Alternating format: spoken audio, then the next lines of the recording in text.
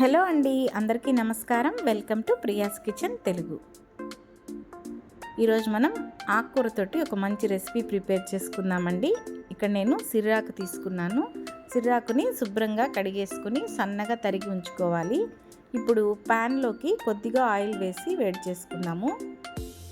Oil బాగా వేడైన తర్వాత ఇందులోకి పోపు గింజలు, ఆవాలు, జీలకర్ర, మినప్పప్పు, కొంచెం శనగపప్పు తీసుకున్నాను. ఇవి కొంచెం చిటపట్లాడిన తర్వాత 2 ఎండుమిరపకాయలను ఇలా సగానికి తుంచి వేసుకున్నాను. అలాగే ఒక మీడియం సైజ్ ఉల్లిపాయను చిన్న ముక్కలుగా తరిగి ఈ ఆయిల్లో వేసుకొని కాసేపు ఫ్రై చేసుకోవాలి. తర్వాత మనం ముందుగా ప్రిపేర్ చేసుకున్నాం కదా, ఆ సిర్రాకుని ఇప్పుడు ఈ ప్యాన్లో వేసేసుకొని మంచిగా మగ్గించుకుందాము. సిర్రాకుని శుభ్రంగా కడిగిన తర్వాత కట్ చేసుకుంటే మనకు అందులో ఉన్న విటమిన్స్ ఏవి లాస్ అవ్వండి. కాబట్టి ముందుగా ఆకుకూరని శుభ్రంగా కడిగేసి తర్వాత ఇలా చిన్న ముక్కలుగా కట్ చేసి పెట్టుకోవాలి. ఆకుకూరలు కాబట్టి మనకి తొందరగానే ఉడికిపోతాయి. ఇలా కలుపుకుంటూ ఉంటే మనకి ఆకుకూర అనేది తొందరగా మగ్గిపోతుంది. ఆకుకూరని మనం పప్పు రూపంలో చేసుకుంటాం, అలాగే పుల్లగూరలో చేసుకుంటామండి.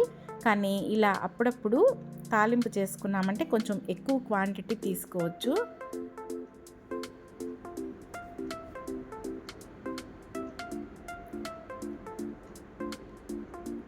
ఇప్పుడు ఇందులోకి సాల్ట్ వేసుకుందాము. ఆకుకూరలకి కొంచెం ఉప్పు అనేది తక్కువే పడుతుంది కాబట్టి చూసి వేసుకోండి. అలాగే 1/2 టీ స్పూన్ పసుపు కూడా వేసుకొని మరి కాసేపు మగ్గనివ్వాలి. ఇలా ఉప్పు పసుపు వేసి మగ్గించామంటే అందులో ఉండే వాటర్ అంతా మనకి తొందరగా రిలీజ్ అయిపోతుంది. ఆ వాటర్తోనే మనము ఆకుకూర అంతటిని కుక్ చేసుకోవచ్చు.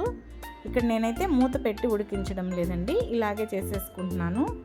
ఆకుకూరలకి కొంచెం మూత పెట్టామంటే అది కలర్ చేంజ్ అయిపోతుంది.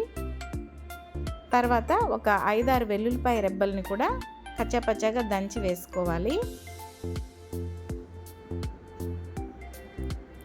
ఇక మనకి ఆకుకూర అంతా బాగా ఉడికిపోయింది అనుకున్నప్పుడు ఫైనల్గా 1 టీ స్పూన్ కారం పొడి, 1 టీ స్పూన్ ధనియాల పొడి కూడా వేసుకొని మరి కాసేపు మగ్గించుకుంటే మనకి ఆకుకూర వేపుడు రెడీ అయిపోతుంది.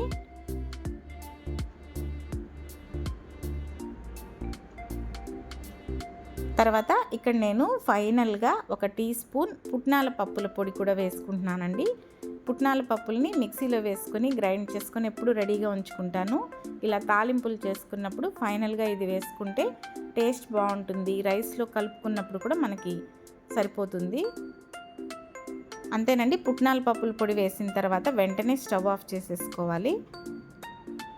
ఇలా వేడివేడిగా ఉన్నప్పుడే మనం సర్వ్ చేసుకుంటే చాలా బాగుంటుంది. ఇది ఉట్టి ఆకైనా తినేయచ్చు, లేదంటే అన్నంలో కలుపుకొని తినేటప్పుడు కొంచెం నిమ్మరసం పిండుకొని తింటే మనకి ఐరన్ కూడా ఒంటికి బాగా పడుతుందండి. ఈ వీడియో మీకు నచ్చినట్లయితే లైక్ చేయండి, షేర్ చేయండి, సబ్స్క్రైబ్ చేసుకోవడం మాత్రం మర్చిపోకండి.